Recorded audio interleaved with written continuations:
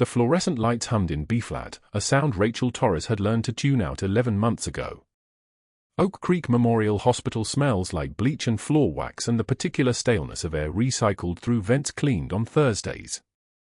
She knew this because she'd memorized the cleaning schedule her first week, the way soldiers memorize patrol routes. Predictability kept you alive.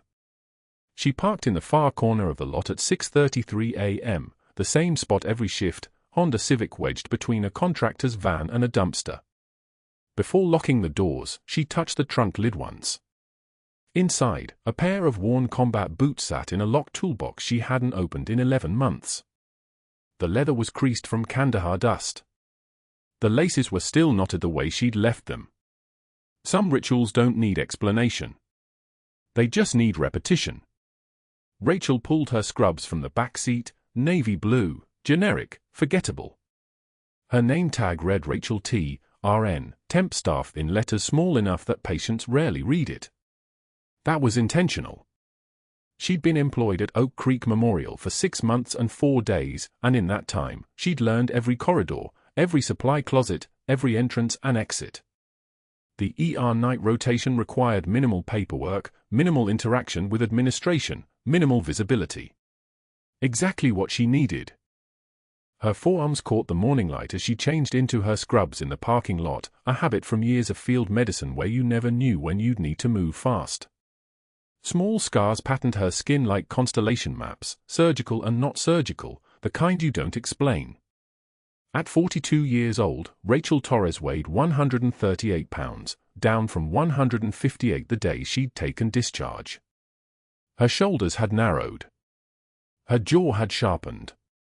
The woman staring back from the rearview mirror looked like someone who'd been slowly erasing herself, and that was exactly the point. The hospital's emergency department came alive around 7:41 a.m. Nurses moved with practiced urgency through hallways painted institutional grey, and Rachel slipped into the current like a stone in a stream, present, functional, invisible. She clocked in at 7:32, grabbed her assignment from the charge nurse without making eye contact, and began her shift on Trauma Bay 3, which housed a 71-year-old man with what the chart labeled as acute abdominal pain pending imaging. That was when she first heard Dr. Marcus Hargrove's voice. "Who placed that for?" The question cut through the bay like a scalpel, sharp and deliberate.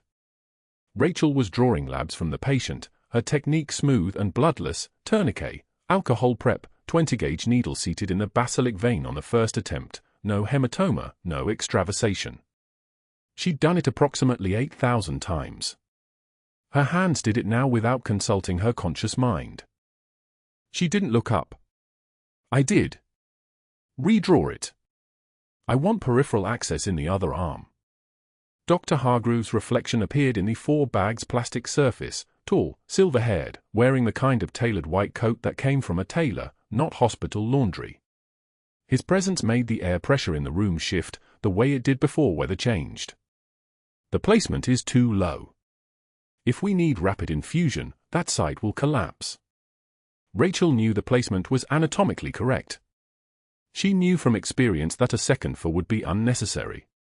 She also knew that arguing with Dr. Hargrove, known throughout the hospital as someone who'd been chief of surgery for 14 years, who'd trained half the attending physicians in San Diego, who'd never once accepted correction from anyone below his rank, would cost her this job. And this job kept her below the radar. She redrew the 4. Same technique. Perfect placement. Dr. Hargrove watched for exactly 17 seconds, then left without comment. Patricia Chen, the Trauma Bay charge nurse, appeared at Rachel's side with 2 cups of coffee. Patricia had worked at Oak Creek Memorial for 9 years and had learned how to recognize suffering before it announced itself. She'd noticed Rachel's hands during last Tuesday's code, the way they never shook, the way her fingers moved with what Patricia had described to another nurse as field medicine precision, like she'd actually done this under fire. "Don't take it personally," Patricia said, handing her the coffee. Cream, 1 sugar, the way Rachel had drunk it exactly once, 5 months ago. "He's like that with everyone new." "It's fine." Rachel's voice came out even. "Clinical. A temperature reading. He's right about rapid infusion protocols. Patricia studied her for a moment, the look people gave you when they'd caught a glimpse of something beneath the surface and weren't sure what they'd seen. Then she nodded and moved to the next bay. Rachel drank the coffee at 8:13 a.m., standing at the supply station where she could see 3 exits and the main corridor. That was another habit. Spatial awareness. She'd trained for years to know where exits were, where cover was, where threats originated. In a hospital emergency department, the threat calculus was different, but the principle remained identical: never position yourself where you can't move. By 10:06 a.m., the morning had settled into a rhythm. Chest pain in Bay 2. Possible stroke in Bay 5. A teenager with a broken arm in the waiting room, her mother pacing in the way mothers did when they were waiting for someone to tell them their child would be fine. Rachel moved between bays with economical efficiency, her movements minimal, her presence the kind that registered as competence without personality. She took vital signs. She drew labs. She placed 4s with the kind of flawless precision that made it look effortless, the way only people with thousands of hours of practice could make things look effortless. A veteran RN named Catherine mentioned it to Patricia around 11 a.m., standing at the medication station where they thought Rachel couldn't hear. "Did you see her tie off that arterial bleeder during the ER procedure yesterday? Some kind of field modification. I've never seen technique like that in a civilian hospital." Patricia said nothing. But she made a note of it, the way experienced nurses did, storing information like supplies, organized by category, ready to deploy. The day shift arrived at 7 a.m., and with them came the administrative presence of the hospital's surgical department. Dr. Hargrove held morning rounds at 8:15, his entourage trailing behind him like courtiers. 3 attending physicians. 2 residents. A medical student who looked terrified. They moved through the hospital with the precision of a military formation, but the hierarchy was crystal clear: Dr. Hargrove made decisions, and everyone else executed them. Rachel watched from the hallway while pretending to restock the supply cart.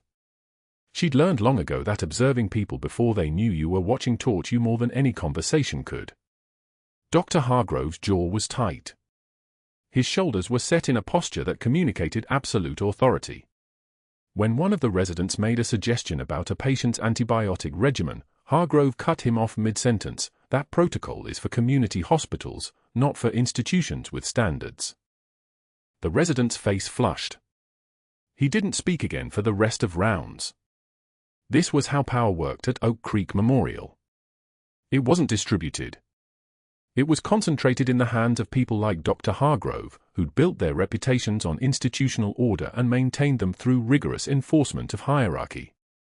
He'd been teaching the same way for over a decade, according to the hospital's internal directory, 14 years as chief of surgery, mentored by legendary figures, published in major journals, the kind of resume that made correction impossible. Rachel had learned about institutional power structures the hard way. In the Navy, rank was objective. You earned it through training and time in service and demonstrated competence. There were standards. But in civilian hospitals, power was more subjective. It came from reputation, from longevity, from the ability to make people uncomfortable when they challenged you. Dr. Hargrove had mastered that particular skill. Before her shift ended at 3 p.m., Rachel returned to the parking lot. The combat boots remained in the trunk, exactly where she'd left them. She locked the toolbox. She locked the trunk. She drove home to a studio apartment on Elm Street where she lived alone, the way she'd lived alone since her husband had died in a firefight outside San Juan Valley, Helmand Province, which was information no one at Oak Creek Memorial needed to know. She didn't turn on the television. She didn't call anyone. She sat on her couch in the apartment's afternoon light and thought about the way Dr. Hargrove's face had tightened when Patricia mentioned her for technique. She thought about the residents who flinched when he corrected them. She thought about the way her hands had moved during that arterial bleed, muscle memory overriding her careful anonymity. For 6 months and 4 days, Rachel Torres had been successfully invisible. She'd kept her head down. She'd avoided attention. She'd performed her job with quiet competence and then gone home and existed in the margins of her own life. But the thing about muscle memory is that it doesn't forget. The hands remember what the mind tries to erase. And on the morning of her 7th shift, when Rachel pulled into the Oak Creek Memorial parking lot at 6:08 a.m., she had no idea that Dr. Hargrove had already made a note on his tablet, not about her competence, but about her as a threat to the institutional order he'd spent 14 years perfecting. That evening, during his private office hours, he would make a phone call to a board member. He would ask a question about how temp nurses' credentials were verified. He would begin, in small and measured ways, a calculated campaign to ensure that Rachel Torres never became comfortable enough to stay. Room 347 smells like antiseptic and fear. Mr. Chen sits on the edge of the hospital bed, his daughter standing guard beside him like she's waiting for someone to hurt him again. Rachel Torres approaches with the 4 kit, a 20-gauge catheter already selected, tourniquet ready. She's done this 15,000 times. Maybe 16,000. The number doesn't matter anymore because her hands know the choreography better than her brain does. "Good morning, Mr. Chen," she says quietly. "We'll get you hydrated, and then you can rest." His daughter nods. The old man's skin is paper-thin, his veins collapsed from dehydration and age, the kind of difficult access that requires patience and precision. Rachel ties the tourniquet around his upper arm, palpates the basilic vein on the first attempt, finds nothing but scar tissue. She repositions. Tries again. The needle slides in smooth, blood flashes in the chamber, the catheter threads home. First stick. Success! She's already removing the tourniquet when Dr. Hargrove walks through the open door without knocking, his white coat moving like a sail behind him, his voice arriving before his body does. "Miss Torres," he announces, loud enough that nurses in the hallway pause mid-stride. "I've been reviewing your technique." Rachel doesn't look up. She's flushing the line with saline, watching the drip rate stabilize. "Professional. Invisible. I have serious concerns about your basic competency." His arms cross over his chest like a fortress wall. "That's the 3rd stick on this patient, isn't it?" Rachel's voice emerges level, calibrated. "2nd stick, doctor. Difficult access due to." "In my 30 years, Hargrove says, cutting her off the way a surgeon cuts a suture, I've never seen such clumsy hands." He turns to Mr. Chen with a performance smile, the kind that teaches the family to distrust her. "Mr. Chen, I sincerely apologize that we've assigned you our least skilled nurse." The daughter's face goes rigid. Rachel feels it more than sees it, the sudden weight of doubt settling over the room like a dropped instrument tray. Her chest tightens. She takes one measured breath through her nose, the kind she learned in a forward operating base in Helm and Province when a colleague lost both legs and she had to keep working anyway. One tear escapes before she can arrest it. She wipes it away without breaking eye contact with Hargrove, her hand moving with the precision of someone removing evidence from a crime scene. "I've seen men with more courage bleed out in the sand, doctor." The room goes so quiet you can hear the 4 pumps mechanical whisper. Hargrove's jaw clenches. His eyes narrow to something sharp and dangerous, but he says nothing. He turns and leaves the way he came, his coat snapping like a flag in his wake. Rachel finishes securing the line, pats Mr. Chen's hand, and tells his daughter that the fluids will help tremendously. Her voice is steady. Her hands are steady. The only thing that's not steady is the part of her that hasn't been steady in 7 years. That afternoon, the break room is small and fluorescent bright, the kind of space where nurses escape for 20 minutes and try to remember they're human. Rachel sits down at her usual table with a sandwich wrapped in plastic wrap, a banana, and a bottle of water that costs $3 because the vending machine in this hospital treats profit margin like it's a national security matter. For nurses sit 3 tables away, women she's worked beside for months, women whose names she knows, whose kids' soccer schedules she's heard discussed over patient reports. They rise simultaneously. Not dramatically. Not with announcement. Just the scrape of chairs and the gathering of belongings, the studied avoidance of eye contact that's practiced enough to look rehearsed. One of them, Jennifer, actually wipes down her table before they relocate to the far side of the room, as if Rachel's presence has contaminated the surface. Rachel eats her sandwich anyway. Each bite is deliberate. Her hands are steady on the table, fingers wrapped around the sandwich the way a trained operator holds a rifle, with purpose, with control, with the absolute knowledge that flinching is not an option. She watches them not watching her. She observes the way Jennifer leans in and whispers something that makes another nurse's shoulders tense. The isolation tastes like mustard and something else, something metallic that might be anger or might just be the flavor of 7 years of learning not to belong anywhere. She finishes eating. She clears her table. She returns to work. The next morning, the unit board has been updated. Rachel sees the write-up before she even sets her bag down in her locker. Her name is printed at the top in Hargrove's precise handwriting, each letter a small accusation. Failure to follow proper 4 protocol. Patient complaints regarding professionalism. Concerns about training verification and scope of practice. Every staff member walking past can read it. The board is intentionally mounted at eye level, positioned where the break room sits directly across from it, ensuring maximum exposure. Rachel stands in front of the write-up for 45 seconds, reading each fabricated violation. The 4 protocol violation is particularly artful. There were no protocol violations. Her 4 placement is textbook. The patient complaints don't exist. The training verification concern is just noise designed to sound institutional. She reads it the way a soldier reads intelligence reports about an incoming attack, gathering information, assessing threat level, determining her next move. Then she returns to her medication cart and continues her shift as if nothing has changed. But everything has changed. She knows it. Hargrove knows it. The thing is, she's not sure which version of knowing is worse, the knowing that she's being hunted, or the knowing that she can't fight back without revealing exactly why she's worth hunting.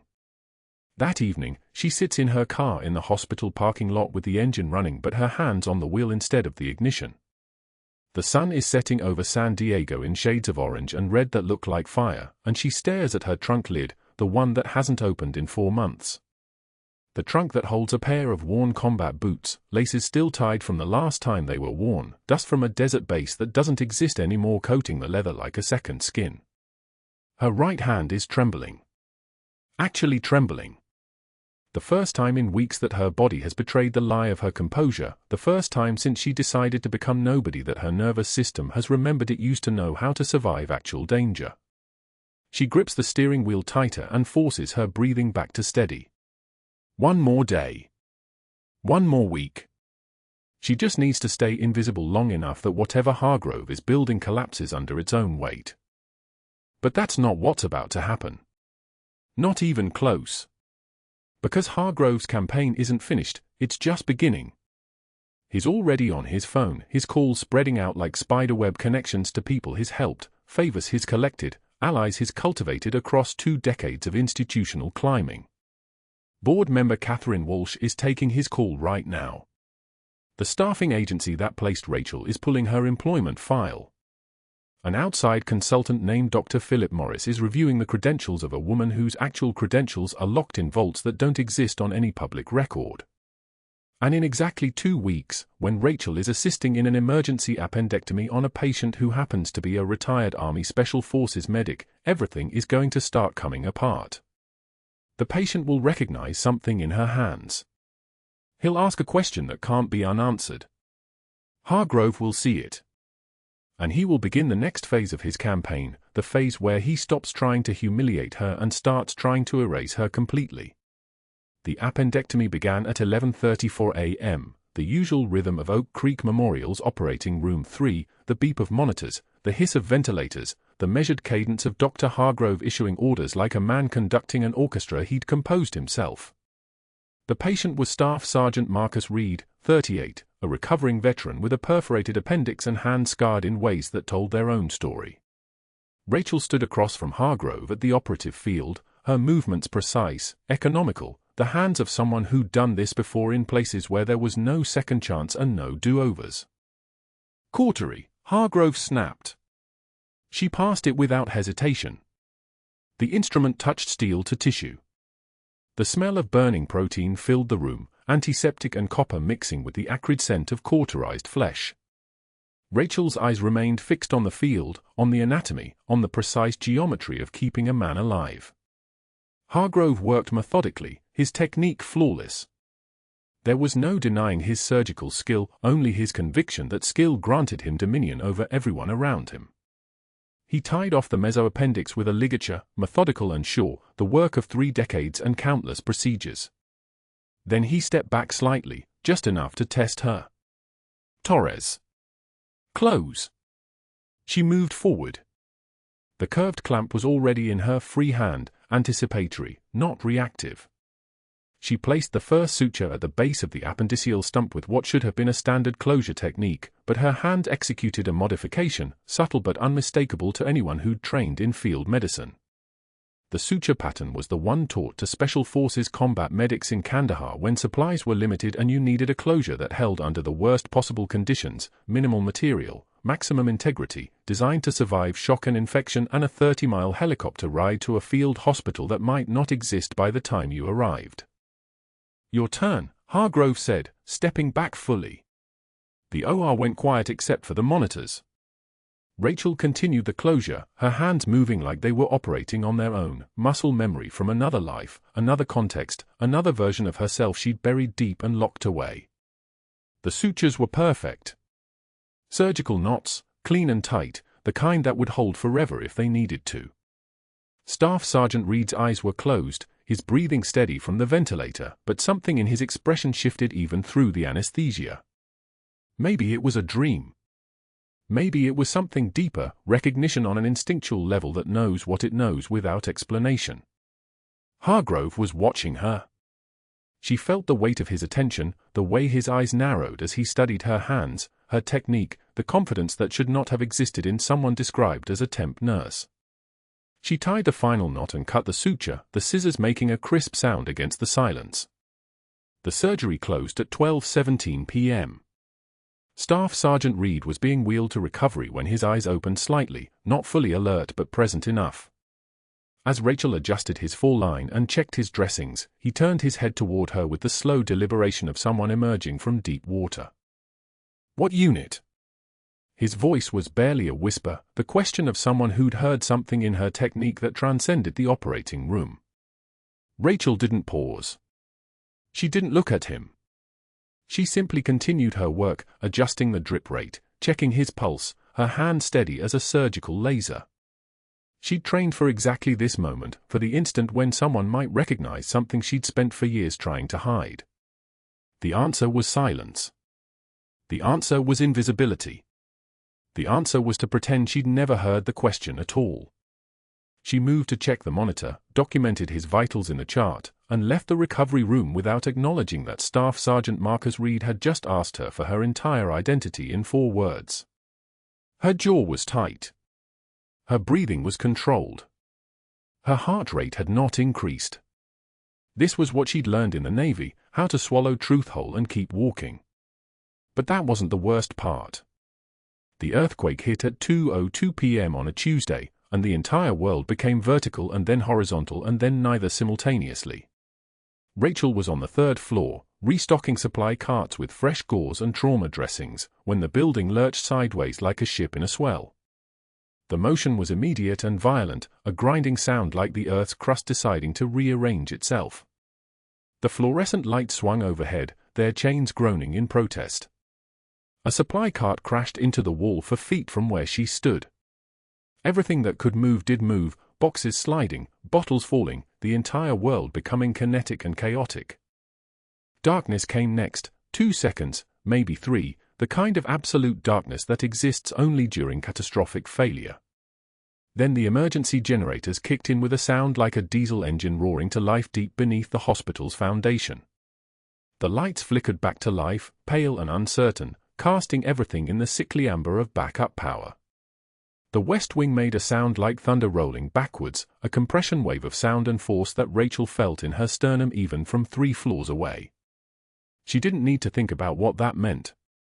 She'd heard that sound before, in Kandahar, when an IED took out the western approach to forward operating base Shank.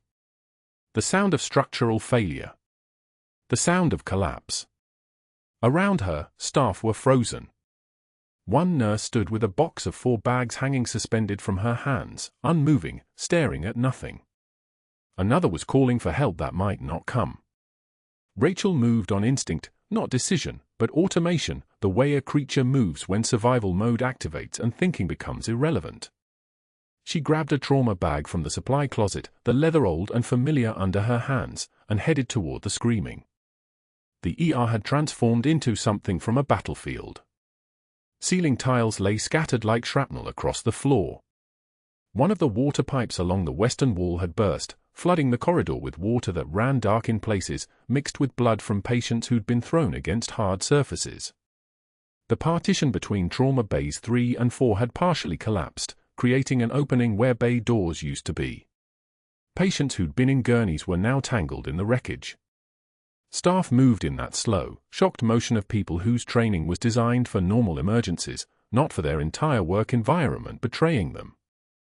A crowd had formed around Trauma Bay 4, 5 or 6 people clustered in a way that meant blockage, that meant crisis, that meant time was a thing they were losing.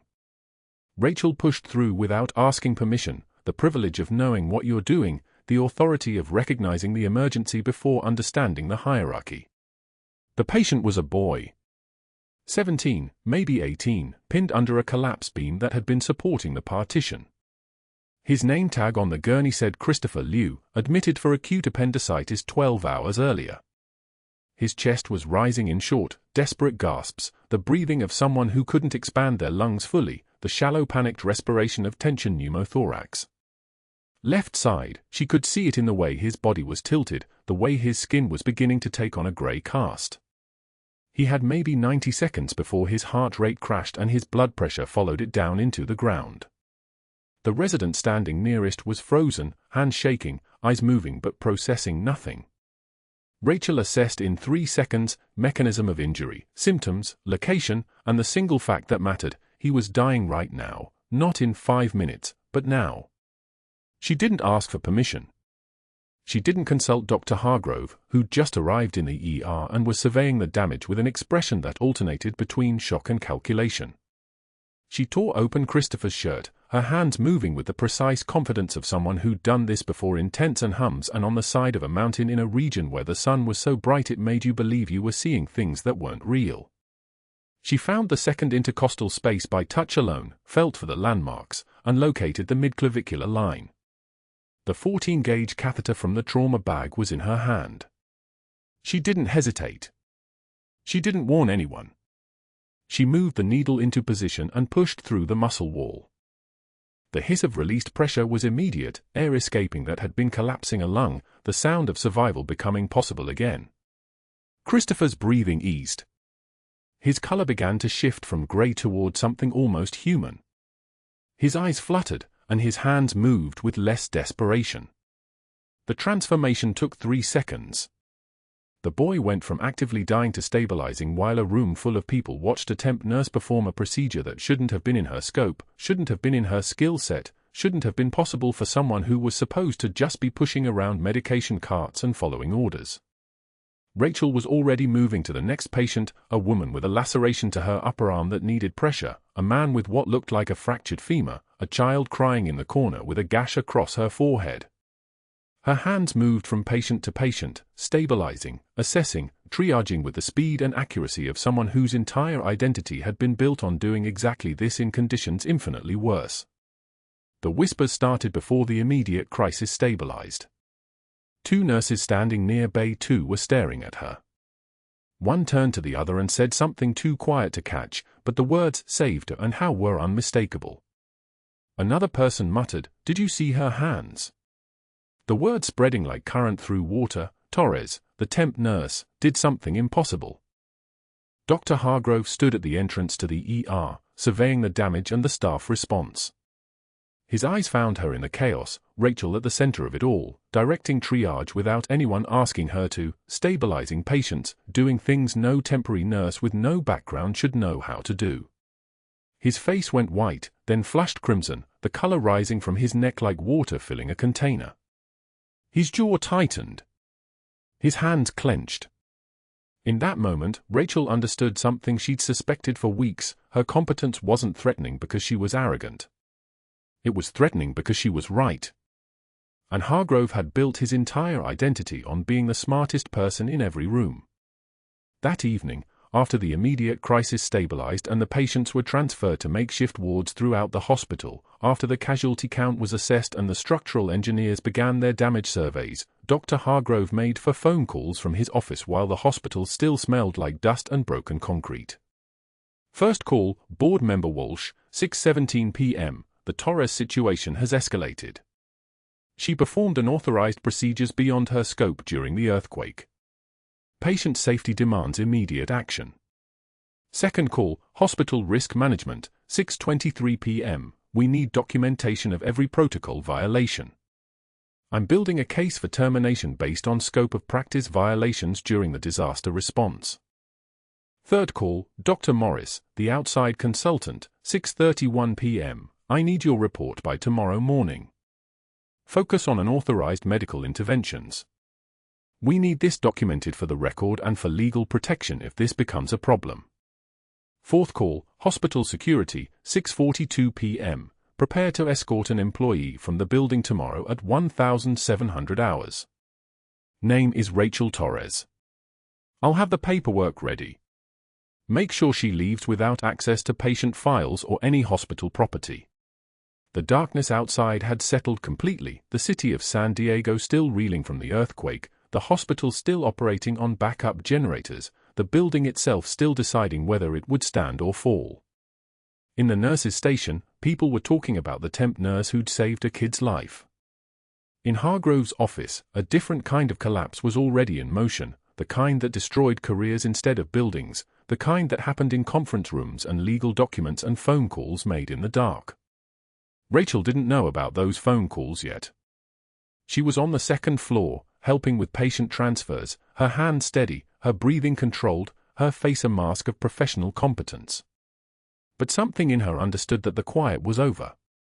Something in her recognized the precise moment when hiding became impossible, when survival meant something different than she'd thought.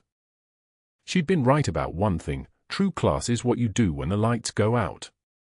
The teenage boy's lungs expanded on their own for the first time in 4 hours. Chest rise. Symmetrical. The hiss of air escaping the needle, that perfect sound of pressure equalizing, meant Christopher Liu would live to see his mother again. Rachel pulled the 14-gauge angiocath free and stepped back, her hands already moving to the next task before her mind caught up with what she'd just done. Needle decompression at the second intercostal space, mid-clavicular line. The technique was muscle memory, nothing more. The kind of skill that lived in your hands after you'd done it 97 times in sand that turned red. The ER staff went silent. Nurses stood frozen mid-stride. Dr. Patterson, the attending, stared at her from across the trauma bay like she'd just rewired a patient's spine with a paperclip. Rachel didn't meet anyone's eyes. She stripped off her gloves, snapped them like gunshots in the silence, and turned toward the next patient waiting in Bay 3. Just another shift. Just another save. Just another thing that wasn't supposed to happen when you were supposed to be nobody. But the silence didn't end. It followed her down the hallway like a living thing. By midnight, whispers had replaced the silence. A second-year resident had been in Bay 4 when Rachel moved on a teenager, had seen her hands move with the terrifying fluid precision of a combat surgeon who'd done this before, who'd done this while explosions rattled windows and men screamed. The resident told a nurse. The nurse told 2 others. The stories multiplied. By the time Rachel's shift ended at 06 for 5 hours, after 16 straight hours in scrub-stained rust brown with Christopher's blood, half the hospital knew she was something other than a temp nurse who pushed 4s and took orders. The other half would know by breakfast. Rachel showered at home but didn't change her scrubs. She put on fresh ones, the old pair draped across her bathroom sink like shed skin. At 0658 hours, she stood in the employee parking lot with her badge lanyard in her hand, watching the sun crest the San Diego hills. She'd been here before, at this exact moment of recognition, where hiding stopped working and the world demanded you become visible. She'd thought she was ready for it. She was wrong. Dr. Hargrove didn't wait for the whispers to settle. By 1400 hours, he'd activated his network with surgical precision. The SEAL commander who'd asked what unit, during the appendectomy, had been reassigned to another hospital, transferred out before he could validate Rachel's competence to anyone who might listen. 3 board members took calls in their corner offices. Yes, we should investigate. Protocol violations during an emergency are serious. We have to protect the hospital's liability. The words were chosen carefully. Nothing accusatory. Just the measured language of institutional concern. Hargrove was building a case the way he built everything, with other people's signatures, other people's doubts, other people's fear of lawsuits. At 1,530 hours, Dr. Morris arrived from an outside consulting firm. He was the kind of consultant who specialized in documentation. He carried a tablet and wore the expression of a man who'd never set foot in an actual emergency room. He moved through the ICU like he was cataloging evidence at a crime scene. Rachel watched him examine Christopher Liu's file, watched him photograph the decompression site, watched him interview 3 nurses about what they'd seen. The nurses hesitated. They'd seen Rachel save a boy's life. But they'd also worked in hospitals long enough to know that what you saw and what you could admit to seeing were different things. By 16-15 hours, Hargrove had something to work with. Rachel was checking Christopher's vitals, heart rate steady, oxygen saturation climbing, when his mother found her outside the ICU. The woman's hand shook as she took Rachel's hand and said, "They told me you saved his life." "Thank you." Her voice cracked on the last word. Rachel nodded once and extracted her hand with gentle precision, the way you'd extract a hand from someone drowning, careful not to pull them down with you. "He's stable," Rachel said. Her voice was level, controlled. The old voice. The disappearing voice. "Monitor his O2 Saturday. The tube stays in at least another 6 hours." She didn't know those 6 hours would matter. At 1,700 hours exactly, Dr. Hargrove entered the ICU with 2 security guards, Dr. Morris, and a HR representative named Jan Kowalski. Every staff member in the unit turned. Hargrove's voice was loud enough for the cameras that would later exist in the fantasies of people who wished they documented this, loud enough to carry the weight of institutional authority. "Ms. Rachel Torres, effective immediately, you are suspended pending investigation into multiple violations of medical protocols. During yesterday's emergency, you performed procedures explicitly outside your scope of practice as a temporary registered nurse. An invasive thoracic decompression. Without physician authorization." He held up the tablet. The screen glowed with Dr. Morris's findings, 7 separate violations catalogued with the precision of someone building a wall to seal someone out. You endangered patient lives through reckless actions. The ICU held its breath. 12 nurses. 3 residents. All watching the woman who'd kept them calm during an earthquake, who'd moved like someone who'd been forged in something hotter than a hospital ER. Rachel stood beside Christopher's bed. The boy's monitors beeped their steady rhythm. She took one measured breath, not the shudder of someone breaking, but the deliberate pause of someone choosing her next move with tactical precision. She unhooked her badge lanyard. The plastic was warm from her neck, damp with sweat. She handed it to the security guard.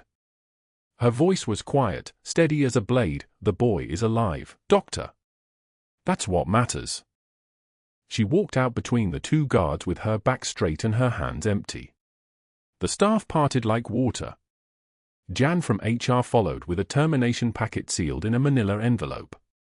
Outside Oak Creek Memorial, the San Diego sun was brutal and clean. Rachel sat in her Honda Civic for 5 minutes before she drove anywhere.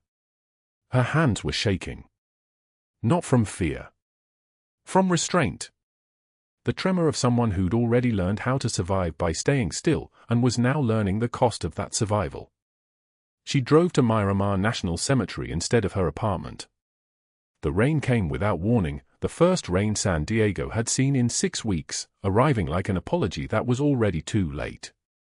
Rachel parked near Section 44 and walked through grass that was suddenly green again, past rows of white markers that all looked the same because they were all the same, young men and women who'd learned to survive things and then couldn't survive the cost of that learning.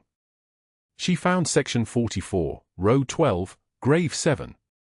The stone read, Lieutenant Marcus Torres, U.S. Navy. And below that, the dates that meant he'd been 28 years old when the idea of forever became optional. Rachel knelt in the mud.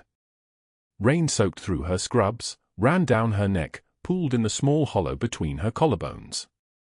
She'd knelt in sand like this once, hands inside her husband's chest trying to stop the bleeding, trying to compress arterial damage with fingers that had been trained for this exact moment. The training hadn't helped. The skill hadn't been enough. In Kandahar, 11 months ago, Marcus had bled out in her hands while she tried to remember how to breathe and failed. I tried to disappear like you said I should, she whispered to the rain. I tried to be nobody. Temp nurse. Quiet. Safe. Her voice cracked on the last word, the only time it would crack today. But I failed again, Marcus. Just like I failed you. I can't even hide right. She stayed until the sun set and the rain stopped, until the cemetery emptied of the living and belonged entirely to the dead. Her scrubs dried into stiff fabric. Her hair froze in salt-stiff curls. She knelt in the mud until darkness came, and then she knelt some more, because kneeling was the only thing she knew how to do when the people you'd sworn to protect couldn't be protected anymore. Couldn't be saved. Couldn't be held together by hands that had been trained to hold the world together and had learned, too late, that some things break anyway. The grave didn't answer. The rain didn't come back. The woman kneeling in the dark was nobody now, officially, legally, permanently nobody. Fired. Suspended. Investigated. A temp nurse who'd exceeded her authority. A woman without a title, without a position, without a reason to exist in any institutional sense. She didn't know that in 4 days, boots would hit tile somewhere in San Diego. That rotor wash would shake windows in a lobby where everything she'd tried to erase would finally be documented, witnessed, confirmed. She didn't know that the quiet she'd chosen as a survival strategy would become the thing that saved her career instead of ending it. She only knew that kneeling at her husband's grave was becoming the only place she felt like she was finally telling the truth.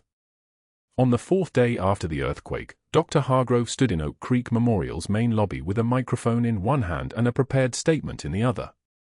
The hospital's CEO flanked him on the left. 3 board members stood arranged like political endorsements on the right.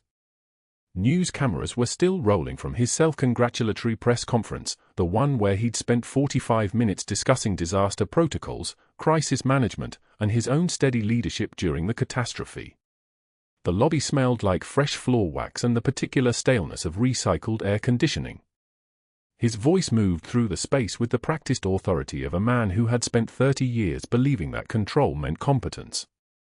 Oak Creek Memorial weathered this crisis because of rigid adherence to institutional hierarchy and chain-of-command structure, he was saying when the sound hit first. Not sight. Sound. Rotor wash. Distant at first, then swelling until it made the windows vibrate in their frames. The microphone feedback shrieked.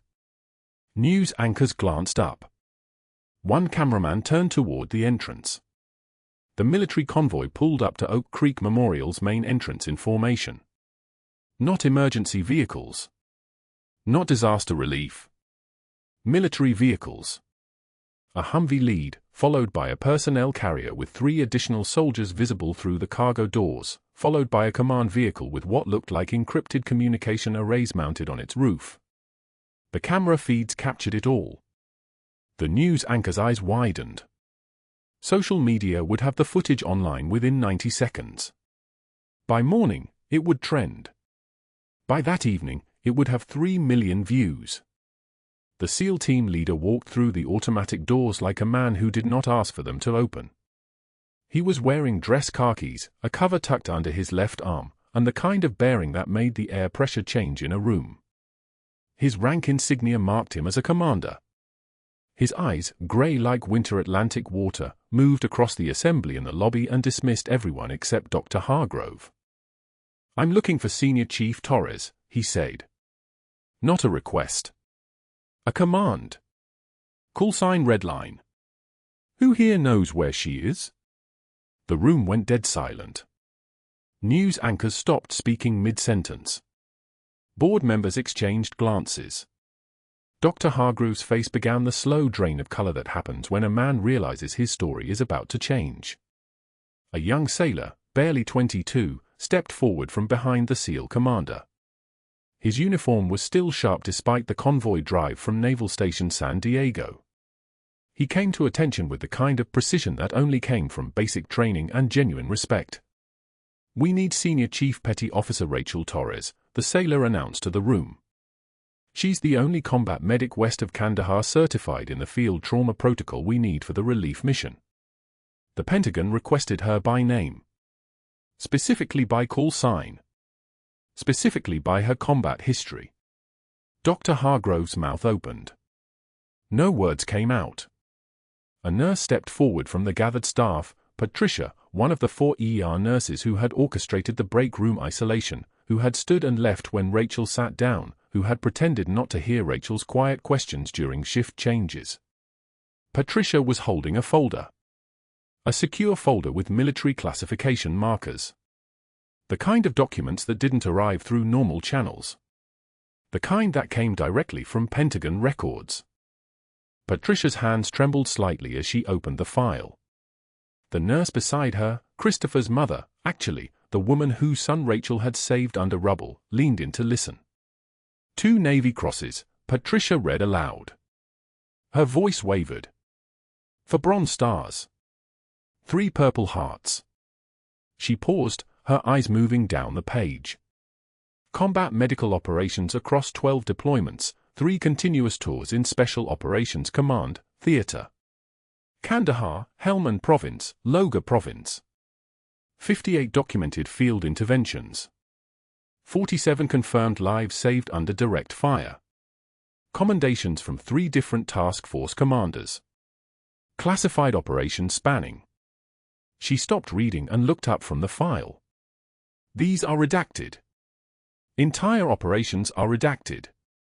The SEAL commander cut through the growing crowd of staff members and visitors and hospital administrators.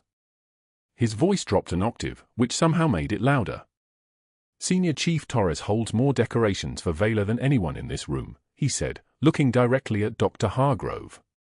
"She saved 47 lives under fire in Kandahar alone. In one deployment. That was the deployment where her husband was killed, Special Forces Officer Michael Torres, call sign Ghost. She kept working. Kept saving lives. Kept saving her team." He paused. "And 4 days ago, in the middle of a medical emergency with patients trapped under collapsed structural elements, she performed a needle decompression on a pediatric patient with tension pneumothorax using field-modified technique. She was terminated for exceeding her scope of practice." The words hung in the air like smoke. A rear admiral stepped forward from behind the SEAL commander. Full uniform dress whites. Insignia that marked him as someone with authority over everyone in this building. His jaw was set like a man who had already made a decision that nobody would reverse. "Effective immediately, I am relieving Dr. Marcus Hargrove of his administrative duties at Oak Creek Memorial," the admiral said. The news cameras captured every syllable. His obstruction of a decorated war hero during a national emergency constitutes gross misconduct. His actions endangered the hospital's operational capacity and compromised public trust. He is removed from this position, pending full investigation by the California Medical Board and review by the Department of Defense, which has jurisdiction over his conduct toward an active reserve commissioned officer. Dr. Hargrove opened his mouth. No words existed in the English language for what he was feeling. The cameras kept rolling. Every second of his silence was being broadcast to news stations across San Diego County. By that evening, the clip would have 800,000 views. The headline would be, "Dr. Fires Navy Hero." By the next morning, 3 different platforms would be trending it. #Dr. Fires Navy Hero. #Rachel Torres. #Kandahar Medic.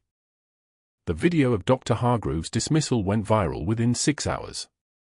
Not slowly viral. Not a trending hashtag. Viral in the way that news story goes when it combines institutional betrayal, military valor, and a perfectly captured moment of a man's entire career collapsing on live television. Military advocacy groups shared it. Nurses' unions shared it. Veteran organizations with combined followings of 4 million people shared it. News stations replayed it as the lead story. Morning talk show hosts discussed it. 300,000 comments. 87% in favor of Rachel Torres. The other 13% attacked the hospital's disaster response or questioned whether anyone deserved this level of media attention.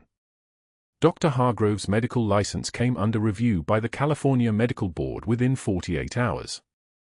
Not a routine review. An expedited investigation launched with public documentation and a clear mandate to examine his conduct and decision-making regarding termination of medical personnel during declared emergencies. Board member Catherine Walsh, who had received his calls, who had supported his campaign against Rachel, who had signed off on the termination notice, released a statement within 8 hours. Dr. Hargrove acted without board knowledge or approval. His termination of Ms. Torres was unauthorized and contrary to Oak Creek Memorial's institutional values and legal obligations during emergency medical operations. The other 3 board members issued nearly identical statements. Distance. Speed. Denial. The professional instinct of people who knew the room temperature was about to change. Dr. Philip Morris, the outside consultant who had been paid to document Rachel's protocol violations, sent an email to Dr. Hargrove that was forwarded by hospital security to the California Medical Board within 72 hours. In light of recent developments and media documentation, I must withdraw my preliminary report and apologize for any mischaracterization of Ms. Torres's emergency medical interventions. My analysis did not account for classified Special Operations Command medical protocols.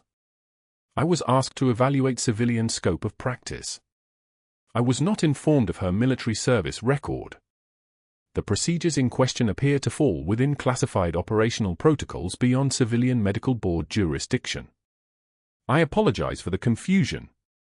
The hospital's CEO, a woman named Margaret Chen who had stayed silent through the initial press conference, issued a formal statement that night. Oak Creek Memorial offers Ms. Rachel Torres our full reinstatement with back pay retroactive to her termination date, a formal apology for her treatment, and promotion to Emergency Department Clinical Director, effective immediately. Dr. Hargrove's actions do not reflect this institution's values or its obligations to our staff and community. He acted as a rogue administrator without board authorization or institutional knowledge. Within 2 weeks, Dr. Hargrove's medical license was suspended pending full investigation by the California Medical Board. The State Medical Examiner's Office opened a case file examining his decision-making and his documented pattern of behavior towards staff members. The professional networks he had spent 30 years building began to evaporate. Former colleagues didn't return calls. Medical conferences where he had been scheduled as a keynote speaker quietly removed his name from websites. Departments where he had held consulting roles sent polite emails suggesting he was no longer needed. His wife, Caroline, filed for separation after reporters camped outside their home in Rancho Santa Fe for 3 consecutive days, photographing him leaving through the garage, photographing empty pizza boxes in the trash, photographing his car returning at 2 a.m. with the lights off. His attorney's bills exceeded $50,000 before the medical board hearing even began. His malpractice insurance premiums quintupled. His professional liability carrier issued a statement indicating they would not cover actions taken under the hospital's direction if the hospital had not approved those actions. 6 weeks after the reveal, a photographer with a local news station captured him at a strip mall in El Cajon. He was sitting at a folding table with a banner reading Supplemental Insurance Solutions in Times New Roman font. No professional design. No branding. Just a folding table and brochures and the look of a man who had burned through his savings on attorneys and was currently operating at the edge of financial collapse. He was handing insurance pamphlets to disinterested shoppers who walked past without making eye contact. A nurse from Oak Creek Memorial walked past that folding table. One of the 4 who had orchestrated the break room isolation. Patricia. She saw him, made direct eye contact for exactly 1 second, and kept walking without acknowledgement. Hargrove watched her go, then looked down at his stack of insurance pamphlets. His phone buzzed with another bill from his attorney. He didn't answer it. 6 months after the earthquake, Rachel Torres stood on Oak Creek Memorial's rebuilt rooftop helipad in her navy dress blues. The uniform fit like an old muscle memory. The hospital had offered her everything: the clinical director position, the corner office, a salary that would let her move out of the studio apartment she'd rented for the past year, benefit packages that spanned generations. She had turned it down in 4 words: I need to deploy. On her feet, finally removed from the trunk of her car where they'd been locked since the night her husband died, were his combat boots. Worn. Scarred. Whether by operation she would never fully know, because some things stay classified even after death. She had written a note in her own hand, folded and placed inside the left boot: true class is what you do when the lights go out. Below, on the hospital's main floor, Christopher Liu, the teenager Rachel had saved under rubble, the one whose tension pneumothorax she had treated with field decompression technique, walked with his mother to a follow-up appointment. He looked up through the glass windows and saw Rachel on the helipad. He waved. Rachel nodded once. The gesture carried everything that didn't need words. SSGT Marcus Reed, the veteran from the appendectomy, stood in the lobby in his full army dress uniform. He waited by the elevator to shake her hand before she departed. Kandahar modification saved my life, Senior Chief, he said. I knew it the second I saw your hands during that surgery. Rachel's response was quiet, measured, the voice of someone who had finally stopped hiding the weight of her experience. Field medicine is field medicine, Sergeant. Location doesn't matter. Competence is competence. Patricia handed Rachel a card. Inside, the signatures of every nurse in the ER. Every single one. Even the names of the 4 who had participated in the break room isolation. The message was written in someone's careful handwriting: thank you for showing us what real courage looks like. The helicopter appeared over the eastern hills, rotors thumping against the California sky like a heartbeat. Rachel picked up her deployment bag, the same one she had carried through 3 tours in Special Operations Command, and walked toward the landing pad. The SEAL commander was waiting, extending a hand in the formal way that meant respect. Ready to get back to work, Senior Chief? He asked. Rachel boarded without looking back at the hospital that had tried to erase her. The helicopter lifted off, rotors beating hard. She closed her eyes and whispered words only the rotor wash would hear: I'm done hiding. I'm going back to the work. The aircraft turned east toward Naval Station San Diego, carrying her toward the next mission, the next life to save, the work she was always meant to do. If you've ever been underestimated by someone who didn't know your true value, if you've ever had to hide who you really are just to survive, hit that subscribe button. We've got 10 more stories like this, and every single one will remind you that the quietest person in the room might just be carrying the heaviest load. Like this video, comment below with the moment you knew someone had completely misjudged you, and share this with someone who needs to remember that their past doesn't define their future.